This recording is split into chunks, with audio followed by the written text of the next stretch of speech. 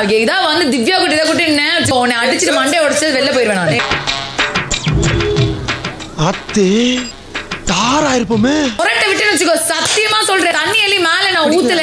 இந்த கிளி கிளிக்கிறாள் எந்த ஒரு காரியா இருப்பா? யோ உனக்கு என்ன மெண்டலா? நீ தான் மெண்டல். நீ டிஸ்டர்ப் பண்ற. உனக்கு தான் பேசி முடிச்சிருக்க. கண்ணே ஓடி பாத்து சூப்பரா இருக்குடா. ஏய் ஏன் போற? ஏய் வணக்கம் my dear zonemates, welcome to Shafi zone. நான் உங்க ஷஃபி. அண்ட் இன்னைக்கு நம்ம பார்க்க போறது பிக் பாஸ் சீசன் 9 உடைய டே 99 எபிசோட் 100 ரிவ்யூ தான்.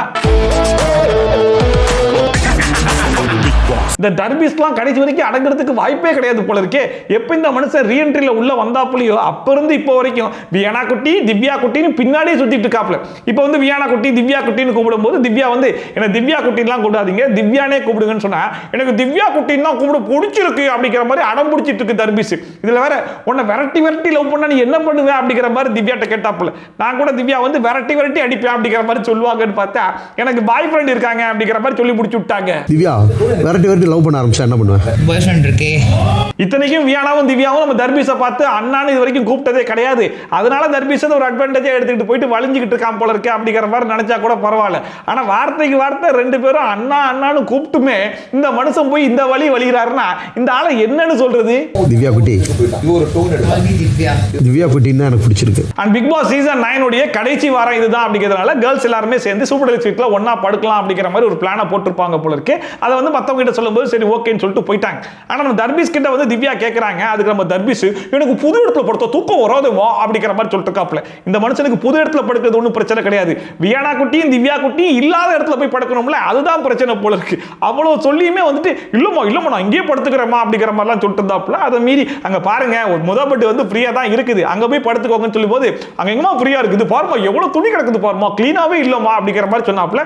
கிளீனா இல்லாதானே உங்களுக்கு ப்ராப்ளம் இருங்க, நாங்க போய் கிளீன் பண்ணிட்டு வரோம்னு சொல்லிட்டு வியானாலாம் கிளம்பி போய் அந்த பெட் எல்லாம் பக்காவா கிளீன் பண்ணி பெட்ஷீட் பில்லோலாம் எடுத்து போட்டு வந்துட்டாங்க.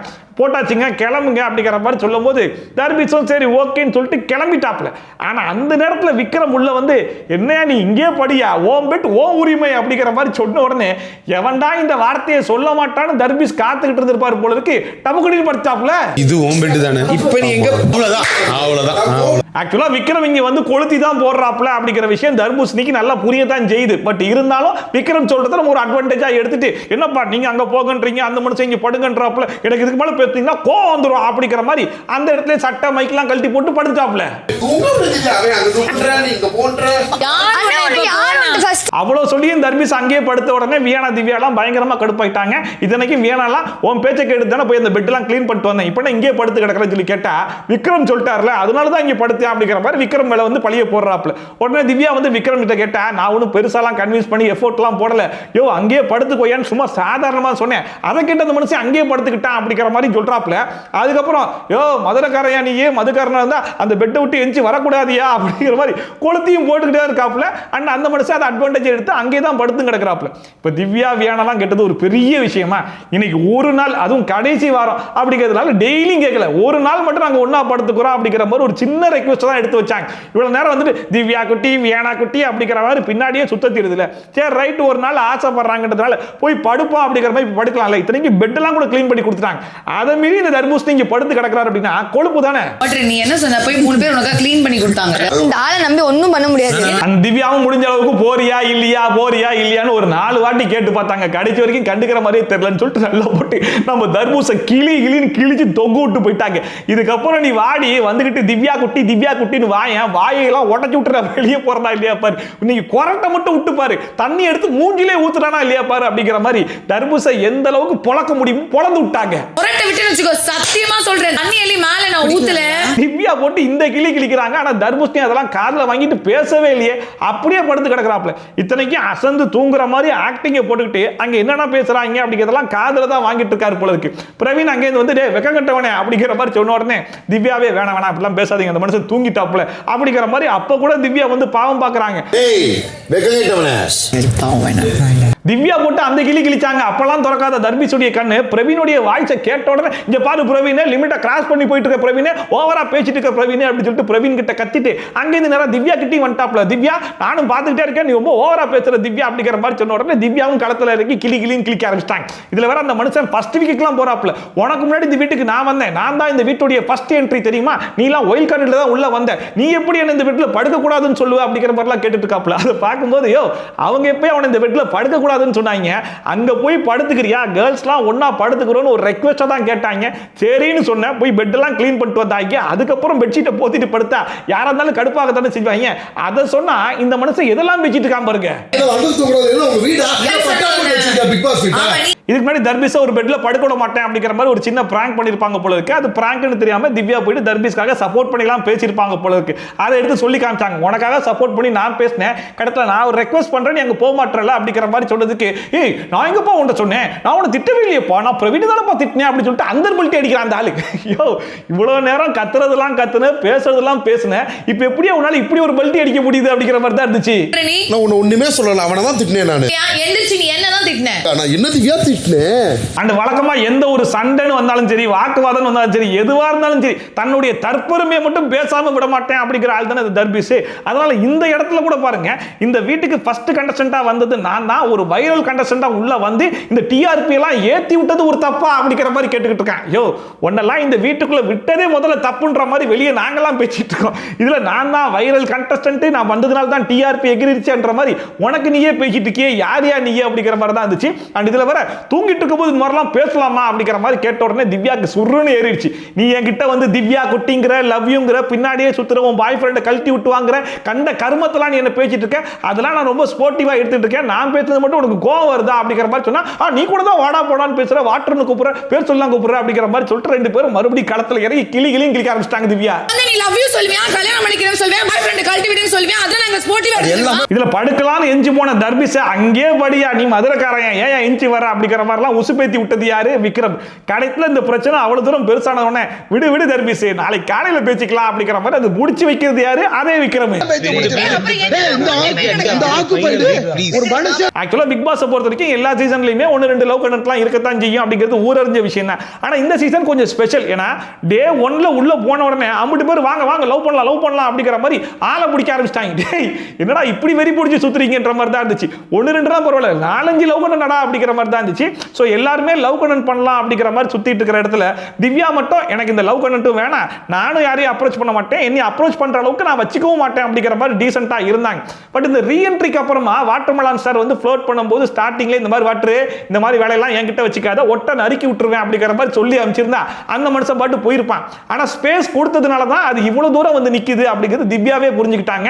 அவங்களே கெமிக்கிட்ட சொல்லிட்டு இருக்காங்க, என் மேலேயும் தப்பு இருக்குதான் செய்யுது, தெரியாம ஸ்பேஸ் கொடுத்துட்டேன், நாளைக்கு காலைல வாட்டரை கூப்பிட்டு இந்த மாதிரி இதுக்கப்புறம் இந்த மாதிரிலாம் என்கிட்ட பேசுற வேலை வச்சுக்காத அப்படிங்கிறது சொல்லிட போறேன் அப்படிங்கிற மாதிரி சொல்லிட்டாங்க. இல்ல என் மேல மிஸ்டேக் இருக்குது, அந்த ஒரு ஸ்பேஸ் கொடுத்து இடம் கொடுத்து டோன்ட் கிவ் தட் ஸ்பேஸ். வழக்கமாவே இந்த தர்பீஸ் காலைல முழிச்சு ரெடி ஆனதுக்கு அப்புறமா வியனா குட்டி திவ்யா குட்டி அப்படின்னு சொல்லிட்டு ஏதோ குட்டி போட்ட பூனை மாதிரி 2 பேர் பின்னாடி சுத்திக்கிட்டே இருப்பாப்ல. நைட்டு சண்டையை போட்டு விட்டார்ல, அதனால இன்னைக்கு அவங்க 2 பேர் பின்னாடி போக முடியாதுன்னு தெரிஞ்சுக்கிட்டு விக்ரம் கிட்ட வந்துட்டு, விக்ரம் என் டேலண்ட்டை காட்டுறேன்னாப்ல. டேலண்டா எது, நான் வந்து தமிழ்நாட்டின் நடிப்பு அரக்கன்னு, அந்த நடிப்பை நாங்க பார்த்துட்டோம், ஒன்னும் இல்லைன்னு தெரிஞ்சு போச்சு, நான் தான் சிறந்த டான்சர்னு, இந்த ஒரு ஸ்டெப்பை தவிர்த்து எந்த ஸ்டெப்பையும் போடல, கடைசி வரைக்கும் மாவு தான் ஆட்டிட்டு இருந்தேன், இப்போ என்ன டேலண்ட்னு சொல்லி கேட்டா மிமிக்ரியா. சரி ரைட்டு, அந்த மிமிக்ரியாச்சு கொஞ்சம் ஒழுங்கா இருக்கான்னு பார்க்கலாம் அப்படின்னு சொல்லி பார்த்தா சாலமன் பாப்பையா வாய்ஸை பேசுறேன்னாப்ல. ஆனா கடைசியில் அது அழுகி போன பப்பையா வாய்ஸ் மாதிரி இருக்கு. விழுங்குமா ஐயா, வெள்ளங்குமா, ஒருத்தன் கையை பிடிக்கிறியா, ஒருத்தன் காலை பிடிக்கிறியா. இந்த ஆள் பேசின இந்த வாய்ஸை கேட்டு விக்ரமே அருமை பெரியோர்களே, அன்பார்ந்த தாய்மார்களே, இப்படிதாயா வரும் அப்படிங்கிற மாதிரி அந்த மனுஷனே நல்லா பேசி காட்டுறாப்ல. அதுக்கப்புறமா சரி ரைட் அதை விடு, தளபதி விஜய் வாய்ஸ் பேசுறேன் அப்படின்னு சொல்லிட்டு வாயிலே ட்ரெயின் ஓட்டிட்டு இருந்தாப்ல. யோ கொலை பண்ணாதியா அப்படிங்கிற மாதிரி சொன்னா அடுத்ததான் எங்க போறாருன்னு சொல்லி பாத்தீங்கன்னா மதன் பாபு வாய்ஸ் அப்படின்னு சொல்லிட்டு ஒரு 1/4 மணி நேரத்துக்கு சிரிக்கிறான். சரி எப்ப பேசுவேன்னு சொல்லி கேட்டா இதுதான் மதன் பாபு வாய்ஸ்ங்கிறான். அதை பார்த்து விக்ரமே உனக்கு எந்த வாய்ஸும் ஒழுங்கா வரல அப்படிங்கிற மாதிரி அட்வைஸ் பண்ணிட்டு இருக்காப்ல. அந்த அட்வைஸை கொஞ்சம் கூட காதுல வாங்கிக்காம அடுத்து என்ன வாய்ஸ் பேசலாம்னு தர்பீஸ் யோசிச்சுக்கிட்டு இருக்கு.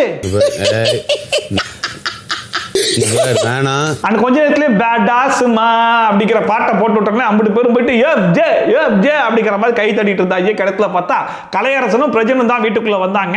அந்த பிரஜன் வீட்டுக்குள்ள வந்த உடனே ஃபர்ஸ்டா விக்ரம் கிட்ட தான் போயிட்டு கெட்டி பிடிச்சி முத்தம்லாம் கொடுத்துருந்தாப்புல. அண்ட் குறிப்பா விக்ரம் கிட்ட ஒரு விஷயத்தை வந்து ஷேர் பண்ணிருப்பாரு. அது வந்து லைவ்ல பார்த்தவங்களுக்கு கண்டிப்பா தெரிஞ்சிருக்கும். இன்னொரு எபிசோட்ல டெலிகாஸ்ட் பண்ணல. உங்க 4 பேரை யாரையும் வந்து டச் கூட பண்ண விட மாட்டேன், எவனாச்சும் கிட்ட வரட்டுமே நான் பாத்துக்கிறேன், உங்க 4 பேரை ப்ரொடெக்ட் பண்றது தான் அந்த வீட்டுக்குள்ளேயே வந்திருக்கேன் அப்படிங்கிற மாதிரிலாம் பேசிட்டு இருந்தாப்புல. அண்ட் எப்படி சாண்ட்ரா எவிக்ட் ஆகும்போது என்னக்கா நான் அவ்வளவு தூரம் சொன்னேன்க்கா, கண்ண காமிச்சேனக்கா, நீங்க எடுத்துக்கலாமேக்கா அப்படிங்கிற மாதிரி சாண்ட்ரா கிட்ட போய் பேசினாரோ, அதே மாதிரி இப்போ பிரஜன் வீட்டுக்குள்ள வந்த உடனே பிரஜன் கிட்ட போயிட்டாப்ல. நான் சாண்ட்ரா கிட்ட எத்தனை வாட்டி சொன்னது தெரியுமா, கண்ண காமிச்சேன், எப்படியாச்சும் எடுத்துட்டு போயிருக்கான்னு சொல்லிட்டு கடைசி வரைக்கும் அவங்க வந்து கண்ணையே பார்க்கல அப்படிங்கிற மாதிரி அதே விஷயத்தை இப்போ பிரஜன் கிட்ட சொல்லிட்டு இருக்காப்ல. அப்புறமா விக்ரம் வந்து பிரஜன் கிட்ட உங்களுக்கு மைண்ட் செட் ஓகேவா அப்படிங்கிற மாதிரி கேட்டாப்ல. ஏன்னா இந்த இன்சிடென்ட் நடக்கும்போது பிரஜன் வெளியே இருந்தார் இல்லையா, அதை பார்க்கும்போது உங்களுக்கு எப்படி இருந்துச்சு அப்படிங்கிற மாதிரி கேட்கும்போது அந்த மனுஷன் என்ன சொல்றாருன்னா, எனக்கு ஓகே தான், பட் அந்த இடத்துல நீங்க தானே இருந்தீங்க, உங்களுக்கு தானே ரொம்ப பதட்டமா இருந்திருக்கும் அப்படிங்கிற மாதிரி சொல்லிருந்தாப்ல. அப்ப விக்ரம் வந்து அதெல்லாம் கூட பரவாயில்ல, ஆனா கடைசியில் அதை டிராமான்னு சொன்னாங்கல்ல அப்படிங்கிற மாதிரி சொன்ன உடனே ஆமாமா, அதாவது 4 பேர் இருந்திருக்கீங்க, உங்களுக்கு தெரியாதா எப்படி இப்படி எல்லாம் பேசுறாங்க அப்படிங்கிற மாதிரி ஒரு பக்கம் பிரஜன் சொல்லிட்டு இருந்தாப்ல. அதுக்கப்புறமா சபரி வந்து உங்க பசங்க பார்த்துட்டாங்களான்னு சொல்லி கேட்கும்போது ஆமா டிவியில பார்க்க விடாம தடுத்துட்டேன், ஆனா போன் ஸ்க்ரோல் பண்ணும்போது பார்த்துட்டாங்க அப்படிங்கிற மாதிரி சொல்லும்போது இதையா சொல்லி சமாளிச்சிருக்கலாம்ல அப்படிங்கிற மாதிரி கேட்கும்போது இல்ல எது சொன்னாலும் சமாளிக்கிற ஏஜ்லாம் இல்ல, அவங்க புரிஞ்சுக்கிட்டாங்க, இதுதான் கேம்ன்ற மாதிரிலாம் நான் சொல்லிட்டேன் அப்படிங்கிற மாதிரி சொல்லிட்டு அது கூடவே இதை டிராமான்னு சொல்றாங்க அப்படிங்கிற மாதிரி அவங்க கிட்டயும் பேசிட்டு இருக்காங்க. ஆக்சுவலா சபரிக்கும் விக்ரமும் அங்க உள்ள இருந்ததுனால சரி ஓகே அவங்களுக்கு வந்து வெளிப்படையா தெரியல. சாண்ட்ராக்கு ஃபர்ஸ்ட் வந்த பேனிக் அட்டாக் உண்மையான அட்டாக் தான்ன்ற மாதிரி தான் நாங்களுமே சொல்றோம், அது பெருசா நடிப்புன்ற மாதிரிலாம் நாங்க சொல்ல வரல. பட் அந்த அட்டாக்கு அப்புறமா அவங்க பண்ண பெர்ஃபார்மன்ஸ்லாம் இருக்கு இல்லையா, கமருதீனை பார்த்த உடனே நடுக்கிறாங்க, பார்வதியை பார்த்து ரெஸ்ட் ரூம்குள்ள ஓடுனாங்க, அதுக்கப்புறமா மன்னிப்பு கேட்க வரும்போது ஓவர் பெர்ஃபார்மன்ஸ்லாம் பண்ணாங்கல்ல, இதை உள்ள இருந்து பார்க்கும்போது உங்களுக்கு எவ்வளவு கிளியரா தெரிஞ்சிருக்கும் அப்படிங்கிறது தெரியல. விக்ரம் சபரிலாம் வெளியே வந்ததுக்கு அப்புறமா அந்த எபிசோட போட்டு கண்டிப்பா பார்ப்பாங்க. அப்போ பார்க்கும்போது மச்சான் நீங்க சொன்னதெல்லாம் உண்மைதான் போல இருக்கேடா, இதை பார்க்கும்போது நமக்கே அப்பட்டமா அப்படித்தானே தெரியுது அப்படிங்கிற மாதிரி அவங்க 2 பேருமே பேசி சிரிச்சா கூட ஆச்சரியப்படுறதுக்கு இல்ல. ஒரு விஷயம் நடந்துச்சு அதை நடிப்புன்னு சொன்னாங்க பாரு. ஆனா கொஞ்ச நேரத்துல அடுத்த பாட்டு வந்து போட்டு விட்டாங்க. இந்த வாட்டி யார் உள்ள வர போறா அப்படின்னு சொல்லி பார்த்தா அமித் அண்ட் துஷார் 2 பேர் தான் உள்ள வந்தாங்க. இந்த சீசன்ல யாருடைய என்ட்ரிக்கு பயங்கரமான எக்ஸ்பெக்டேஷன் இருந்துச்சோ இல்லையோ, துஷார் எப்போ உள்ள வருவான் அப்படிங்கிற மாதிரி ஒரு பயங்கர எக்ஸ்பெக்டேஷன் அரோரா வந்து செட் பண்ணி வச்சிருந்தாங்க. ஏன்னா துஷார் இந்த வீட்டை விட்டு எப்பயோ எவிக்ட் ஆகி வெளியே போயிட்டாப்ல. ஆனா துஷாருடைய பேர் இந்த வீட்டை விட்டு வெளியே போச்சான்னு சொல்லி கேட்டீங்கன்னா எங்க போச்சு அப்படிங்கிற மாதிரி வாரத்துக்கு ஒரு 6-7 வாட்டி துஷார் பேரை இழுத்து வச்சு அடிக்க ஆரம்பிச்சிருவாங்க. சரி வீட்டில் தான் பேசுறாங்கன்னு சொல்லி பார்த்தா வீக்கெண்ட் எபிசோட்ல கொண்டு போய் விஜய் சேதுபதி கிட்டையும் துஷார் பேரை தான் வச்சு பேசிட்டு இருந்தாங்க. எப்படா அந்த மனுஷன் உள்ள வருவான், போன வாரமும் வரல, இந்த சீசன்ல இதுக்கப்புறம் வரவே மாட்டானா அப்படிங்கிற மாதிரி நினைச்சிட்டு இருக்கும்போது கடத்துல துஷார் வழியா உள்ள வந்துட்டாப்ல. துஷாரை பார்த்த உடனே அரோரா மூஞ்சில அப்படி ஒரு பிரைட்னஸ். துஷாருமே வந்த உடனே அரோராவை கண்டுக்காம எல்லார்கிட்டையும் போயிட்டு பயங்கரமான ஹக் எல்லாம் பண்ணிட்டு கடைசி அரோரா கிட்ட போகும்போது பிரவீன் காந்தியை பாருங்க, அந்த மனுஷன் ஜோடி 2லாம் எடுக்க போறாருன்ற மாதிரி சொல்லும்போது சரி ரைட் அந்த மனுஷன் கொஞ்சம் திருந்திட்டாரு போலக்குன்னு நினைச்சிட்டு இருந்தேன். ஆனா ஜோடி 2 அப்படின்னு சொல்லிட்டு கேமரா எடுத்துட்டு போறாராமா. கடத்துல துஷார் வந்து அரோரா டர்ன் பண்ணி ஹக் பண்றதை வச்சுட்டு இதுதான் ஜோடி 2 அப்படிங்கிற மாதிரி சொல்லிட்டு இருந்தாப்ல. அப்பவே தெரிஞ்சு போச்சு. இதை பார்த்த உடனே பிரசாந்த் சார் போன் பண்ணி இல்ல ஜோடி 2 ரச்சகன் 2க்கு அப்புறமா எடுத்துக்கலாம்னு சொன்னாலும் சொல்லிடுவாரு. இதுல வேற அரோரா பேசுற டயலாக்லாம் கேளுங்க, 18 லட்சம் இப்படிப்பட்ட மூமெண்ட் கிடைக்குமா அப்படிங்கிற மாதிரிலாம் கேட்டிருந்தாங்க. அதை பார்க்கும்போது இந்த மூமெண்ட்டும் 18 லட்சமும் உனக்கு ஒண்ணாமா, சரி ரைட்டுமா நல்லா தான் இருந்துச்சு பேசு அப்படிங்கிற மாதிரி தான் இருந்துச்சு. 18 லட்சமா அது மூமெண்ட் வந்திருக்காது. அண்ட் அதுக்கப்புறமா சபரிலாம் வந்து துஷார் கிட்டே சொல்லிருந்தாப்ல, நீ தான் இந்த வீட்டுல இல்ல, ஆனா உன் பேர் இந்த வீட்டுல தான் நான் வாழ்ந்துகிட்டு இருக்கேன் அப்படின்னு. அவர் சொல்ற நீ இங்க இருந்து இல்லாமங்கிற கான்செப்ட்ல அதிகமா யூஸ் பண்றது. அமித்துமே உள்ள வந்ததுக்கு அப்புறமா நெகட்டிவாலாம் பேசக்கூடாது, வியானா பேசும்போது எனக்குமே ஒரு மாதிரி தான் இருந்துச்சு அப்படிங்கிற மாதிரிலாம் சொல்லிட்டு விக்ரமுக்கு வந்து ஆறுதல்லாம் சொல்லிட்டு இருந்தாப்ல. அண்ட் அரோராலாம் வந்து டிக்கெட் ஃபினாலே வின் பண்ணுவாளா அப்படிங்கிற மாதிரி எனக்கு ஆச்சரியமா தான் இருந்துச்சு. ஆனா உண்மையிலேயே பிசிக்கல் டாஸ்க் வரைக்கும் இறங்கி பயங்கரமா ஆடிட்டு இருந்தா அப்படிங்கிற மாதிரி அரோராக்குமே பயங்கரமான பாராட்டெல்லாம் தெரிவிச்சிட்டு இருந்தாப்ல. 4 மணி நேரம் நிக்குது இந்த பொண்ணு வேற லெவல். அப்புறமா இந்த அரோரா பாருங்க, துஷார் வீட்டை விட்டு வெளியே போனதுக்கு அப்புறமா துஷாரை நினைச்சு ஏங்கி ஒரு பாட்டே எழுதி வச்சிருக்காங்க போல இருக்கு. அந்த பாட்டை துஷார் வந்ததுக்கு அப்புறமா தான் பாடுவேன் அப்படிங்கிற மாதிரி அடம்பிடிச்சு காத்துட்டு இருந்திருப்பாங்க போல இருக்கு. இப்போ துஷார் வீட்டுக்குள்ள வந்த உடனே துஷாரை உட்கார வச்சு அந்த பாட்டை வேற பாடி காமிச்சிட்டு இருந்தாங்க. அதை பார்க்கும்போது இந்த கமருதீன் பார்வதி தான் டார்ச்சர் பண்ணிட்டு இருந்தாங்க. சரி ரைட் அவங்க 2 பேரும் வெளியே போனதுக்கு அப்புறம் இந்த சீசன்ல இதுக்கப்புறம் லவ் கண்டென்ட் கிடையாது அப்படிங்கிற மாதிரி நாங்க நிம்மதியா இருக்கும்போது ரீஎன்ட்ரில வந்து டார்ச்சர் பண்றாங்கன்ற மாதிரி தான் இருந்துச்சு. அண்ட் துஷார் இந்த வீட்டுல திரும்பி வந்தார் அப்படின்னா அந்த மனுஷன் எதை பத்தி பேசுறாரோ இல்லையோ கண்டிப்பா துஷார் எவிக்ட் ஆகி வெளியே போனதுக்கு காரணம் வந்து அரோரா தான் அப்படிங்கிற குற்றச்சாட்டை வெளியே இருக்கிற மக்களும் வச்சிருந்தாங்க, உள்ள இருக்கிற ஹவுஸ்மேட்ஸும் அதை பத்தி பேசிட்டு இருந்தாங்க இல்லையா. அதுக்கான கிளாரிபிகேஷனை கொடுப்பார் அப்படிங்கிறது மட்டும் நல்லா தெரிஞ்ச விஷயமா இருந்துச்சு. அதனால அரோரா கூப்பிட்டு உட்கார வச்சு அந்த கிளாரிபிகேஷனையும் கொடுத்துட்டாப்ல. நான் வீட்டை விட்டு வெளியே போனது காரணம் நான் தான், யாரும் வந்து வெளியே போனாலுமே அதுக்கு அவங்க தான் காரணமா இருப்பாங்க, நான் ஏதோ ஒரு இடத்துல லாக் ஆகிட்டேன், சுவாரஸ்யமா இல்லை, அதனால என்ன தூக்கிட்டாங்க, நீ அதுக்கு வந்து ஃபீல் பண்ண வேண்டிய அவசியம் இல்லை அப்படிங்கிற மாதிரிலாம் சொல்லிட்டு இருந்தாப்ல. அதுக்கு அரோராவுமே வந்துட்டு ஆமாம்மா என்னை எப்படிடா பிரேக் டவுன் பண்றது அப்படிங்கிற மாதிரி யோசிச்சுட்டு இருப்பாங்க. துஷார் பேரை சொன்னாலே பிரேக் டவுன் ஆயிருவேன் அப்படிங்கிற மாதிரி தெரிஞ்சு உன் பேரை வந்து யூஸ் பண்ணிட்டு இருந்தாங்க. அண்ட் எனக்குமே ஒரு பயம் இருந்துச்சு, நீ மறுபடியும் வீட்டுக்குள்ள வந்தா என் மேல கோவமா இருப்பியா, ஒழுங்கா பேசுவியா அப்படிங்கிற மாதிரிலாம் சொல்லும்போது இப்ப சொல்லு நான் ஒழுங்கா பேசுறேன்னா கோவமா இருக்கனா அப்படிங்கிற மாதிரி கேட்கும்போது இல்ல நீ ஒழுங்கா தான் பேசுற, கோவம்லாம் இல்ல அப்படிங்கிற மாதிரி சொல்லிட்டு இருக்காங்க. That's nice. எந்த கோவமும் இல்ல. ஆனா இந்த அமித் எவிக்ட் ஆகி வெளியே போனதுக்கு அப்புறமா அந்த மனுஷன் போயிட்டு எல்லா எபிசோடையும் உட்கார்ந்து பார்த்துட்டு தான் மறுபடியும் உள்ள வந்திருக்காரு போல இருக்கு. அதுலயே அந்த மனுஷன் எவிக்ட் ஆகி போறதுக்கு முந்தின வாரம் பாத்தீங்கன்னா சாண்ட்ரா மனசோடைஞ்சு உட்கார்ந்துருக்காங்களே, அவங்களுக்கு நம்ம ஆறுதல் சொல்லட்டா எப்படி, நம்ம தான் ஆறுதல் சொல்லி ஆகணும்னு சொல்லிட்டு அடம் பிடிச்சி போய் ஆறுதல் சொல்லியிருப்பாப்ல. சாண்ட்ராக்கு ஒரு எமோஷனல் சப்போர்ட்டாவே அந்த வாரம் முழுக்க இந்த மனுஷன் தான் செயல்பட்டு இருப்பாப்ல. அடுத்த வாரம் ஃபேமிலி ரவுண்ட்ல அமித்தோட ஒய்ஃப் கூட உள்ள வந்து அவங்களெல்லாம் நம்பாத, சேச்சி பயங்கரமான ஆளு, மலையாளம் பிக் பாஸ் வரைக்கும் கரைச்சி குடிச்சிட்டு வந்திருக்காங்க, அதனால சேராத, சேர்க்கையை குறைச்சிக்கோ அப்படிங்கிற மாதிரி அட்வைஸ் பண்ணுமே. இந்த மனுஷன் வந்து சேச்சா அப்படிலாம் இருக்காதுன்னு சொல்லிட்டு சாண்ட்ரா கிட்ட நல்லபடியா தான் பேசிட்டு இருந்தாப்ல. வெளியே போய் பார்த்ததுக்கு அப்புறமா தான் தெரிஞ்சிருக்கு இந்த மனுஷன் பாவம் உடஞ்சு போய் உட்கார்ந்துருக்காங்களேன்னு போய் சப்போர்ட் பண்ண நான் நல்லா தான் இருந்தேன், இந்த மனுஷன் தான் சம்மதி இல்லாம என்கிட்ட வந்து பீன் பேக்கை போட்டு பேசிக்கிட்டே இருந்தாப்ல அப்படிங்கிற மாதிரி சொன்னது மட்டும் இல்லாம அந்த வாரம் அமித் தான் நாமினேட்டே பண்ணிருக்காங்க. அதை பார்த்து இந்த மனுஷன் மனசோடைஞ்சு போயிட்டாரு போல இருக்கு. இந்த மனுஷன் விக்ரம் கிட்ட சொல்லிட்டு இருக்காப்ல, அதாவது இவங்களுக்கு அகைன்ஸ்டா எத்தனை பேர் இருந்தாங்க அவங்களெல்லாம் விட்டுட்டு இவங்க கூட உட்கார்ந்து பேசி இவங்களுக்கு எமோஷனல் சப்போர்ட்டா நான் இருந்தேன், என் பேரை கொண்டு போய் நாமினேட் பண்ணிருக்காங்க, எனக்கு அதெல்லாம் கூட பரவாயில்ல, ஆனா நான் அவங்க உடஞ்சிருக்காங்களேன்னு போய் பேசினதுக்கு அந்த ஆளா வந்து பேசுறாரு, நான் நல்லா தான் இருந்தேன்ற மாதிரிலாம் சொல்றது என்னால அக்செப்டே பண்ணிக்க முடியாது அப்படிங்கிற மாதிரி சொல்லிட்டு இருந்தாப்ல. அப்ப விக்ரம் வந்து இல்ல சாண்ட்ரா பண்ணதெல்லாம் டிராமான்ற மாதிரிலாம் பேசிட்டு இருக்காங்க அப்படிங்கிற மாதிரி சொல்லும் போது அதுக்கு வந்து அமித் பெருசா எந்த ரியாக்ஷனுமே கொடுக்கல. ஏன்னா அமித் வெளியே இருந்து ஷோவை முழுக்க பார்த்துட்டு சாண்ட்ரானா யாரு அப்படிங்கிறதெல்லாம் தெரிஞ்சுட்டு தானே உள்ள வந்திருக்காப்ல. ஸோ அவருடைய மைண்ட் வாய்ஸ் என்னவா இருந்திருக்கும்னா, சரி ரைட் நீ வீட்டுக்குள்ள இருக்கிறதுனால இப்படி பேசுற, நீ வெளியே போய் பாரு, பார்த்ததுக்கு அப்புறமா நீ என்ன பேசுறன்றதை நான் பார்க்க தானே போறேன் அப்படிங்கிற மாதிரி நினைச்சுக்கிட்டு அந்த ஸ்டேட்மெண்ட்டுக்கு அமித் வாயிலிருந்து எந்த விதமான ரிப்ளையும் வரவே இல்லை. எனக்கு அதுல டிராமான்ற நம்பிக்கை சுத்தமா இல்லைங்க, இது முன்னாடி அவங்க பண்ணது தெரியலங்க எனக்கு. அப்புறமா ஃபினாலே வீக் டாஸ்க் 1 அப்படிங்கிற மாதிரி சொன்னாங்க. இது என்ன டாஸ்க் அப்படின்னு சொல்லி பார்த்தா ஒரு பவுல்ல வந்து இன்கம்ப்ளீட் ஸ்டேட்மெண்ட் இருக்குமா, அதை படிச்சுட்டு மீதி ஸ்டேட்மெண்ட்டை நம்ம கம்ப்ளீட் பண்ணணும் அப்படிங்கிற மாதிரி போட்டிருந்தாங்க. சரி ரைட்னு சொல்லிட்டு ஃபர்ஸ்டா விக்ரம் வந்தாப்ல, சமைச்சதுலேயே எனக்கு ரொம்ப பிடிச்ச உணவு கனியுடைய மீன் குழம்புனாப்ல. சரி ரைட். அடுத்த சபரி வந்தாப்ல, உங்களை அப்படியே அக்செப்ட் பண்ணிக்கிட்ட ஒரு ஆள் வேற யாரு, கனிதான் அப்படிங்கிற மாதிரி சொன்னாங்க. இவங்க ரெண்டு பேரும் பேசுனதை வச்சு எனக்கு என்ன தெரியுமா ஞாபகம் வந்துச்சு, கனி எவிக்ட் ஆகி வெளியே போகும்போது விக்ரம் வந்து கனிட்ட பேசிட்டு இருந்து பாப்ல இப்படி இப்படின்னு சொல்லிட்டு உலகநாயகன் மாதிரி அவர் ஒரு பக்கம் நடிச்சிருப்பாப்ல, பின்னாடி பாத்தீங்கன்னா நம்ம சபரி அப்படின்னு சொல்லிட்டு அழுகிறேன்னு சொல்லிட்டு ஒரு ரியாக்ஷன் கொடுத்துருப்பார்ல, அதுதான் கண்ணு முன்னாடி வந்துட்டு போச்சு. அக்செப்ட் பண்ணிக்கிட்ட முதல் நபர் அது வந்து நான் கண்ணீர் தான் சொல்லணும். அண்ட் அரோராக்கெல்லாம் அவங்களுக்கிட்டே இந்த கேள்வியை எழுதிருப்பாங்க போல இருக்குன்ற மாதிரி தான் ஒரு கேள்வி வந்துச்சு. உங்களுடைய பிக்கஸ்ட் வீக்னஸ் எது அப்படிங்கிற மாதிரி சொன்ன உடனே வேற ஏது துஷார் தான் அப்படிங்கிற மாதிரி மனசுக்குள்ள நினைச்சுக்கிட்டாலும் அங்க இருக்கிற எல்லாருக்கும் தெரிஞ்சாலும் வெளியே இருக்கிற நமக்கும் தெரிஞ்சாலும் நான் உண்மையை சொல்லவா பொய் சொல்லவா அப்படிங்கிற மாதிரி கேட்டாங்க. பொய்யே சொல்லுமா அப்படிங்கிற மாதிரி சொன்ன உடனே ஃபுட் கிரேவிங் அப்படிங்கிற மாதிரி சொல்றாங்க. என்னோட பிக்கெஸ்ட் வீக்னஸ் என்ன, என்னோட ஃபுட் கிரேவிங்ஸ். அண்ட் அடுத்த பிரஜனுக்குமே இதே மாதிரி ஒரு ஸ்டேட்மெண்ட் தான் வந்துச்சு, இப்படி எல்லாம் நடக்குமா அப்படின்னு நீங்க யோசிச்ச தருணம் அப்படிங்கிற மாதிரி சொன்ன உடனே வேற என்ன தருணம், அந்த எத்தி ஒதிச்சாங்களே அந்த தருணம் தான் அப்படிங்கிற மாதிரி சொல்லாம சொன்னாப்ல. இருந்தாலும் பரவாயில்ல உங்க வாயால சொல்லுங்க அப்படிங்கிற மாதிரி கேட்கும்போது அந்த மனுஷன் அதை ஸ்கிப் பண்ணிட்டு எங்க போயிட்டாருன்னா இந்த நெக்லஸ் மேட்டருக்கு வந்து போயிட்டாப்ல. இந்த நெக்லஸ் டாஸ்க்ல அந்த மனுஷன் பயங்கரமா பெர்ஃபார்ம் பண்ணிருப்பாப்ல, எல்லாருக்கும் நாமினேஷன் ஃப்ரீ பாஸ்லாம் வாங்கி கொடுத்துருப்பாப்ல. ஆனா அந்த வாரம் எவிக்ட் ஆகி வெளியே வந்துட்டார்ல. சோ கேமை வந்து நம்ம ஸ்டார்ட் பண்றது முக்கியம் கிடையாது, பட் எப்போ ஸ்டார்ட் பண்றோம் அப்படிங்கிறது ரொம்ப முக்கியம் அப்படிங்கிற மாதிரி சொல்லிட்டு போனாப்ல.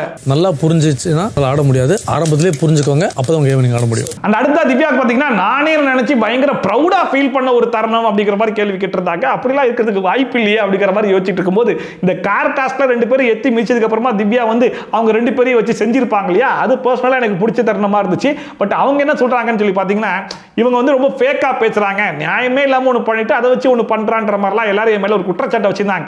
எனக்கே அப்படிதான் பண்றோமான்னு சொல்லி யோசிச்சுட்டு இருக்கும்போது ஃபேமிலி ரவுண்ட்ல எல்லாருமே வீட்டுக்குள்ள வந்தாங்க. நான் பேசுறது ரொம்ப கிளாரிட்டி கிளாரிட்டியா இருக்குன்ற மாதிரி சொல்லிட்டு போனாங்க. அப்பதான் நினைச்சேன் நம்ம கரெக்டா தான் போயிட்டு இருக்கோம், நம்ம ரொம்ப கரெக்டா தான் பண்ணிட்டு இருக்கோம் போல இருக்கு அப்படிங்கிற மாதிரி என்ன நினைச்சு நானே ரொம்ப ப்ரௌடா ஃபீல் பண்ணேன் அப்படிங்கிற மாதிரி சொல்லிட்டு அதை பார்க்கும்போது ஃபேமிலி ரவுண்ட்ல அந்த மாதிரிலாமா சொன்னாங்க. அதாவது திவ்யாவே திருந்தலாம் நினைக்கும் போது கூட அவங்களை திருந்த விடாம தடுத்துருக்காங்க பாருங்க அப்படிங்கிற மாதிரி தான் தோணுச்சு. என்னோட பேரண்ட்ஸ் மட்டும் இல்லாம ஒவ்வொருத்தவங்க வீட்ல வந்து எனக்கு சொன்னதா இருக்கட்டும், நீட்டியா பேசுறேன், நீ டேரிங்கா சொல்றேன், நீ அப்ப இந்த வீட்டுக்கு வந்து கத்துக்கொண்ட பெரிய பாடம் என்ன அப்படிங்கிற கேள்விக்கு எல்லாருமே பதில் சொல்லுங்க அப்படிங்கிற மாதிரி சொல்லும்போது ஃபர்ஸ்ட் அரோரா வந்து தைரியம் இல்ல, இந்த கார் டாஸ்க்ல நான் பயங்கரமா பயந்துட்டேன், அந்த தைரியத்தை நான் திவ்யா கிட்ட இருந்து கத்துக்கணும்னு ஆசைப்படுறேன் அப்படிங்கிற மாதிரி சொன்னாங்க. இல்ல விக்ரமன் சபரி எல்லாம் பாத்தீங்க அப்படின்னா யாரையும் ஜட்ஜ் பண்ணாதீங்க, எல்லாருமே நம்பலாம் அப்படிங்கிற மாதிரி சொன்னாங்க. இவங்க ரெண்டு பேரும் கிட்டத்தட்ட எதை மென்ஷன் பண்றாங்கன்னு சொல்லி பாத்தீங்கன்னா சாண்ட்ரா வந்து டிராமா பண்றாங்க அப்படிங்கிற மாதிரி ஒரு பேச்சு போயிட்டு இருக்கு இல்லையா, அந்த மாதிரிலாம் யோசிக்க வேண்டிய அவசியம் கிடையாது, எல்லாத்தையும் கொஞ்சம் நம்பலாம் அப்படிங்கிற மாதிரி சொன்னாங்க. ஆனா இதுல அமித் தானே பாதிக்கப்பட்டிருக்காப்ல. அந்த மனுஷன் வந்து என்ன சொன்னாருன்னா, நம்பிக்கை அப்படிங்கிறது வந்து கை காசு மாதிரி பார்த்து செலவு பண்ணும், யாரு மேல செலவு பண்ணுன்றதெல்லாம் யோசிச்சு செலவு பண்ணணும், அப்படி இல்லாட்டா நம்ம தான் பாதிக்கப்படுவோம் அப்படிங்கிற மாதிரி அந்த மனுஷன் ரொம்ப ஓப்பனா சொல்லிட்டு போயிட்டாப்ல. நம்பிக்கைங்கிறது கை காசு மாதிரி, எல்லார்கிட்ட கொடுத்துட்டு இருந்தோம்னா சோத்துக்கு சிங்கி நம்ம தான் அடிக்கணும். ஆக்சுவலா ரீஎன்ட்ரில வந்த பல பேர் குறிப்பா வியானாலாம் வந்துட்டு சாண்ட்ரா பயங்கரமா நடிக்கிறாங்க, அவங்க வந்து டிராமா குயின் அப்படிங்கிற மாதிரிலாம் சொல்லும்போது இந்த பேனிக் அட்டாக்கே டிராமான்னு சொல்றாங்க போல இருக்குன்ற மாதிரி தான் விக்ரமன் சபரி நினைச்சிட்டாங்க போல இருக்கு. அவங்களுடைய ஸ்டாண்ட் என்னன்னா, நாங்க தானே சாண்ட்ராவை தூக்கி கொண்டு போய் அட்மிட்டே பண்ணோம், எங்களுக்கு தெரியாத அது நடிப்பா இல்லையான்ற மாதிரி அவங்க பேசிட்டு இருக்காங்க. பட் அதுக்கப்புறமா சாண்ட்ரா பண்ண பெர்ஃபார்மன்ஸை வெளியிருந்து பார்த்துட்டு வந்திருக்காங்க இல்லையா, அவங்க எல்லாத்துக்குமே அது பச்சையா நடிப்பு அப்படிங்கிறது தெரிஞ்சு போச்சு. அப்ப இது நடிப்புனா ஒருவேளை அதுவும் நடிப்பா இருக்குமோ அப்படிங்கிற ஒரு டவுட் தான் எல்லாருக்குள்ளேயும் இருக்குதே தவிர்த்து பேனிக் அட்டாக் முழுக்க முழுக்க டிராமா அப்படிங்கிற மாதிரி யாரும் சொல்லவே கிடையாது. பட் இருந்தாலும் இவங்க எல்லாருமே அதை தான் சொல்றாங்கன்ற மாதிரி நினைச்சிட்டு தான் சபரியும் விக்ரமும் சப்போர்ட் பண்ணிருக்காங்க. சந்தேக கண்ணோட தான் எல்லாரையும் அப்ரோச் பண்ண முடியும்னு சொல்லுவாங்கன்னா யாருமே சந்தேகப்பட போறது இல்ல. அந்த பிரஜன் வெளியே போய் எல்லா ஷோவையும் பார்த்துட்டு பல இன்டர்வியூலாம் கொடுத்துட்டு அதுக்கப்புறமா தான் இந்த வீட்டுக்குள்ள ரீஎன்ட்ரியே கொடுத்துருக்காப்ல. திவ்யாக்கும் சாண்ட்ராக்கும் நடுவில் என்னென்ன பிரச்சனை எல்லாம் போயிருக்கு அப்படிங்கிறது எல்லாமே பிரஜனுக்கு நல்லாவே தெரியும். இந்த மனுஷன் திவ்யா கிட்ட போயிட்டு எதையாச்சும் பேசுவாரான்னு சொல்லி பார்த்தா திவ்யா கிட்ட போயிட்டு உனக்கும் சாண்ட்ராக்கும் என்னதான் பிரச்சனை அப்படிங்கிற மாதிரி கேட்டுட்டு இருக்காப்ல. உடனே திவ்யா அன்னைக்கு காலையில 6 மணி அப்படிங்கிற மாதிரி ஸ்கூல் டாஸ்க்ல இருந்து ஆரம்பிக்கிறாங்க. ஸ்கூல் டாஸ்க் முடிஞ்சதுக்கு அப்புறமா அவங்க என்கிட்ட ஒழுங்காவே பேசல, கேட்ட ஸ்பேஸ் கொடு அப்படிங்கிற மாதிரி சொன்னாங்க. அதுக்கப்புறமா வெயிட் பண்ணிட்டு இருந்தேன். உங்களுடைய எவிக்ஷனுக்கு அப்புறமா பார்த்தா அந்த கபோர்டு இஷ்யூ வந்துச்சு, அந்த இஷ்யூக்கு அப்புறமா பயங்கரமா கத்துனாங்க. சரி ஓகே நீ போன ஃப்ரஸ்ட்ரேஷன்ல கத்துறாங்கன்ற மாதிரி நினைச்சேன். அதுக்கப்புறம் பார்த்தா அப்படியே கேப் விட்டு போயிடுச்சு அப்படிங்கிற மாதிரி ஆரம்பத்துல இருந்து இப்போ வரைக்கும் என்னென்ன பிரச்சனை நடந்துச்சோ எல்லாத்தையுமே எடுத்து சொன்னாங்க. அதுலயும் குறிப்பா துண்டிக்கணும் நீடிக்கணும் அப்படிங்கிற இடத்துல நீ வந்து எனக்கு கொடுத்தல அதனால இருக்குமோன்ற மாதிரி யோசிச்சேன். அப்புறம் இந்த ஐஸ்கிரீம்ல கூட நீ தான் ஐஸ்கிரீம் கொடுத்த அதனால இருக்குமோன்ற மாதிரிலாம் யோசிச்சேன் அப்படிங்கிற மாதிரிலாம் சொல்லும்போது கூட இல்ல அந்த மாதிரிலாம் கிடையாது. அதாவது என்னன்னா, நான் இந்த வீட்டை விட்டு ஃபர்ஸ்ட் எவிக்ட் ஆகி வெளியே போயிட்டு மறுபடியும் வீட்டுக்குள்ள வந்து அவன் மயக்கம் போட்டு விழுந்தா, அதுக்கப்புறம் வந்து மறுபடியும் எவிக்ட் ஆகி வெளியே போயிட்டேன். அதுல பார்த்தனா அவ எனக்காக தானே இந்த வீட்டுக்குள்ள வந்தா, அதனால கொஞ்சம் மனசுடைஞ்சு அந்த மாதிரிலாம் பண்ணிருப்பா. அதை விட்டு நான் வீட்டுக்குள்ள இருந்தேன்னு வையேன் இந்த அளவுக்குலாம் போக விட்டுருக்க மாட்டேன், நான் சமாளிச்சிருப்பேன் அப்படிங்கிற மாதிரிலாம் மனுஷன் பேசிட்டு இருந்தாப்ல. ஆனா வெளியே போனதுக்கு அப்புறமா இந்த மனுஷன் இன்டர்வியூல திவ்யா பத்தி என்னென்னலாம் பேசி வச்சிருந்தார் அப்படிங்கறத திவ்யா வெளியே போய் பார்த்தா தான் அவங்களுக்கே தெரியும் நினைக்கிறேன். அந்த ரெண்டு துண்டிக்கப்படும் கொடுத்தான் பத்தியா, அது அவ்வளவு அக்செப்ட் பண்ணிக்க முடியல. இதுதான் விஷயம். அந்த கடைசி எபிசோட முடிக்கும் போது கூட துஷார் அரோரா 2 பேரும் சேர்ந்து டான்ஸ் ஆடிட்டு இருந்தாங்க. அதை பார்க்கும்போது கொஞ்ச நாள் நிம்மதியா இருந்தோம், அவங்களுக்கு பொறுக்காது. இதுக்கப்புறம் துஷார் இந்த வீட்டை விட்டு வெளியே போற வரைக்கும் இதெல்லாம் நாங்க பார்த்து தான் ஆகணும். இல்ல ஒருவேளை மிட் வீக் எவிக்ஷன் ஒன்னு வச்சு அப்ப அரோரா அமுச்சு விட்டீங்கன்னா தான் இதுக்கு ஒரு எண்டு கார்டு இருக்கும் போல இருக்கு. சரவணன் எபிசோட் முடிஞ்சு போச்சு. சில எபிசோட் பொறுத்தவரைக்கும் பெருசா என்ன இருந்துச்சு அப்படின்னு சொல்லி கேட்டீங்கன்னா, ஸ்டார்டிங்ல இந்த வாட்டர் மலான் ஸ்டாரை நம்ம திவ்யா வந்து கிழிச்சு தொங்க விட்டாங்க பாத்தீங்களா, அது ரொம்பவே நல்லா இருந்துச்சு. ஏன்னா இந்த மனுஷனை இன்னும் விட்டா வியானா குட்டி திவ்யா குட்டி அப்படிங்கிற மாதிரி பின்னாடியே சுத்திட்டு இருந்திருப்பான். இதுக்கு எப்படா ஒரு ஃபுல் ஸ்டாப் வைப்பாங்க அப்படிங்கிற மாதிரி எதிர்பார்த்துட்டு இருந்தேன். ஒரு வழியா திவ்யாக்கே வந்து இந்த மாதிரி ஆளுக்கெல்லாம் ஸ்பேஸ் கொடுத்தது நம்ம தப்பு தான் அப்படிங்கிறத உணர்ந்து அதுக்கு ஒரு ஃபுல் ஸ்டாப் வச்சுட்டாங்களே, அது வரைக்கும் சந்தோஷம் அப்படிங்கிற மாதிரி தான் இருந்துச்சு. இதுக்கப்புறம் இந்த மனுஷன் போயிட்டு வியானா குட்டி திவ்யா குட்டின்னு சொன்னா பாயை நல்லா இழுத்து வச்சு அறுத்து விட்டுருவாங்கன்றது மட்டும் நல்லாவே தெரிஞ்சு போச்சு. அதுக்கப்புறம் இந்த வாரம் முழுக்க நிறைய ரீஎன்ட்ரி கண்டஸ்டன்ஸ் வருவாங்க அப்படிங்கிறது தெரிஞ்ச விஷயம் தான். பிரஜனன் காலை, அதுக்கப்புறம் துஷார் அண்ட் அமித் 4 பேர் உள்ள வந்திருக்காங்க. இதுல துஷாருக்கு தான் ஒரு பயங்கரமான எக்ஸ்பெக்டேஷன் இருந்த மாதிரி இருந்துச்சு. ஏன்னா அரோரா வந்து எப்ப வருவான் அப்படிங்கிற மாதிரி கடைஞ்சிக்கிட்டு இருந்தாங்க. ஒரு வழியா அந்த மனுஷன் உள்ள வந்துட்டாப்ல. வந்த உடனே பாட்டு பாடுறது என்ன டான்ஸ் ஆடுறதுன்னு சொல்லிட்டு இந்த கிரிஞ்சி காரண்டி சேர்த்தே ஆரம்பிச்சிட்டாங்க. நமக்கு வேற வழியே கிடையாது, தலையெழுத்துன்னு வந்து பல்ல கடிச்சு இந்த வாரம் முழுக்க அதை பார்த்து தான் ஆகணும். அதை மீறி வந்துட்டு இதுக்கப்புறம் கனி எஃப்ஜே அப்படின்னு சொல்லிட்டு இந்த அன்பு கேங்குடைய ரீயூனியன் மறுபடியும் ஸ்டார்ட் ஆகும். அது மூலியமா ஏதாச்சும் கண்டென்ட் கிடைக்குதா, இல்ல இதுக்கப்புறம் ஃபுல்லாவே எங்கள் வீட்டில் எல்லா நாளும் கார்த்திகை அப்படிங்கிற மாதிரி தான் சுத்த போறாங்களா அப்படிங்கிறதையும் பொறுத்து இருந்து தான் பார்க்கணும். இதுக்கப்புறம் அஃப்கோர்ஸ் மீதி 5 நாள் வந்து பெருசா கண்டென்ட்லாம் எதிர்பார்க்க முடியாது. அதுவும் இந்த ஃபைட் ஈட் மாதிரி கண்டென்ட்லாம் எதிர்பார்க்க முடியாது. இந்த மாதிரி காமெடி சண்டைகள் ஏதாச்சும் 1-2 போட்டா தான் நம்ம பார்த்துக்க முடியும்னு நினைக்கிறேன். ஸோ இப்போ ஃபைனலிஸ்டா இருக்கக்கூடிய அந்த 4 பேர்ல நீங்க யாருக்கு வந்து ஓட்டு போட்டுருக்கீங்க, யார் வின் பண்றதுக்கான சான்சஸ் அதிகமா இருக்குது, யார் ரன்னர் அப் ஆகிறதுக்கான சான்சஸ் இருக்குது, மிட் வீக் எவிக்ஷன் இருக்குமா இருக்காதா, இது எல்லாத்தையுமே நம்ம பொறுத்து இருந்து தான் பார்க்கணும். ஸோ இன்னைக்கு எபிசோட் பத்தின கருத்து என்ன அப்படிங்கிறத மறக்காம கமெண்ட் செக்ஷன்ல போட்டுடுங்க. அண்ட் இதே மாதிரி ட்ரோல்ஸ் அண்ட் ரிவ்யூஸ்லாம் கிடைச்சா அட்வான்ஸாக பார்க்கணும்னு வச்சிங்கன்னா மறக்காம சப்ஸ்கிரைப் பண்ணிட்டு பக்கத்தில் கூட பெல் ஐகான் டான் தட்டி விட்டிங்கன்னா நான் போடுற வீடியோ நோட்டிஃபிகேஷன் டான் டைம் கொஞ்சம் சேர்ந்துடும். ஸோ மீது மாதிரி சூப்பரான வீடியோட சூப்பரான ரிவ்யூட சூப்பரான டோலோட சந்தியா பை ஃப்ரம் ஷாஃபி. டாடா பபாய் அண்ட் டேக் கேர்.